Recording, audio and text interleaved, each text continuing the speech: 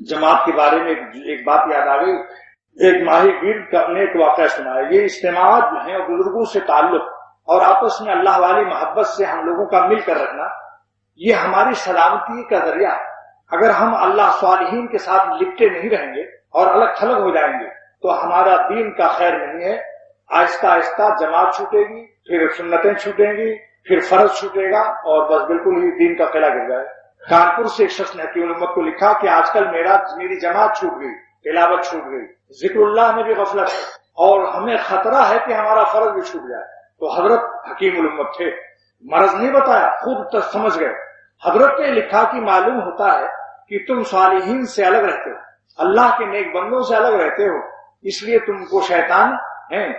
جب بکری اپنے ریوڑ سے الگ ہوتی ہے تو بھیڑیا اس کو اٹھا لیتا ہے. اس پر ایک ماہی گیر نے ایک مضمون لکھا، ایک بڑے محقق سائنسدان نے ایک مضمون لکھا جو ہندوستان سے ایک رسالے میں شائع ہوا. وہ میرے پاس نظر سے میرے گزرا، تو دینی رسالہ ہے. اس نے لکھا کہ ایک ماہی گیر نے اپنی تحقیق بیان کی کہ جہاں جس ٹوکری میں 50 کیکڑے رکھ دیے جائیں، مثلا 100 کیکڑے رکھ دیے جائیں، پھر ان کے اوپر ڈھکن لگانے کی ضرورت نہیں، وہ گم نہیں ہو سکتے. اور اس نے اپنا تجربہ لکھا کہ میں نے ایک دن ٹوکری میں ڈھکن نہیں لگایا اور جو کیکڑا میری ٹوکری سے باہر نکلنے کے لیے 2-4 قدم آگے چلتا تھا تو باقی جتنے کیکڑے تھے سب اس کی ٹانگ پکڑ کر کے پھر جماعت میں ملا لیتے تھے.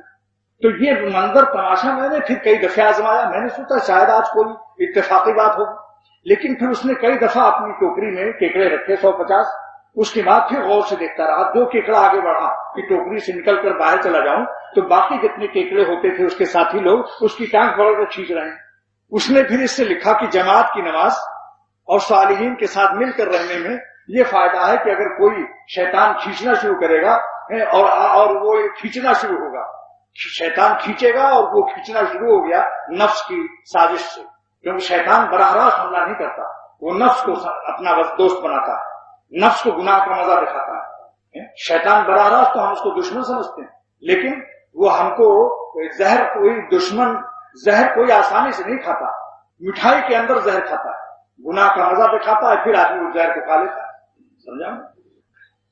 تو اگر شیطان و نفس کسی کو کھینچنے لگے لیکن وہ اہل اللہ و صالحین سے جڑا ہوا ہے تو انشاءاللہ تعالیٰ اس کی ٹانگ پکڑ لیں گے. اللہ کے نیک بندے دعاؤں سے، ہاتھ سے بھی، اگر دوستی ہے تو ہاتھ سے بھی کیا کر رہے ہو. تو بعض لوگوں میں یہ عادت ہے کہ داڑھی کو یوں نوچتے رہتے ہیں اور ان کی جھڑنے لگتی ہے. تو میرے یہاں ایسے صورت جب میں نے دیکھا تو ہر وقت ٹوکتا رہتا ہوں، کیا کر رہا ہوں کیا کر رہا ہوں. اب بہت کم ہو گیا. ایک دوسرے کی کہنے سننے سے یہ علامت ہے ایمان کی. اللہ تعالیٰ فرماتے ہیں ایک مومن کا دوست ہے، لیکن دوستی کی علامت یہ ہے کہ یامرون بالمعروف ونہون عن المنکر، ایک دوسرے کو بھلی بات کہتے ہیں، برائی سے روکتے ہیں. یہ ہے علامت دوستی کی. لیکن آج کل دوستی کی علامت یہ ہے کہ کان میں کہتے ہیں تم ہم کو حاجی صاحب کہنا، میں تم کو ملا جی کہوں گا، من ترا حاجی بگو تم مرا ملا بگو. یہ طے ہو جاتا ہے معاہدہ. رشوت، وہ کہتے ہیں تم مجھے حاجی صاحب کہتے رہنا اور چاہے کچھ بھی کروں، چاہے کتنا ہی پاجی ہو جاؤ مگر ہر رہوں حاجی تم کہتے رہو مجھے. وہ کہتا تم مجھے ملا کہتے رہنا، من ترا حاجی بگو تم مرا ملا بگو. معاہدہ ہو رہا ہے نا کہ میں تم مجھے حاجی کہنا، میں تم کو ملا کہوں. اس سے لوگ خوش ہوتے ہیں، حالانکہ یہ رونے کا مقام. ایسے دوستوں سے دور بھاگو. دوست وہ ہے جو ہمیں مشورہ دے دے کہ یہ بات ایسی، اس میں یہ نقصان مجھے محسوس ہوتا ہے، آپ غور کر لیں، نظر ثانی کر لیں. لیکن اس میں اکرام ہو، اس میں اکرام کا ہو، تحقیر نہ ہو. نکیر تو ہو، تحقیر نہ ہو.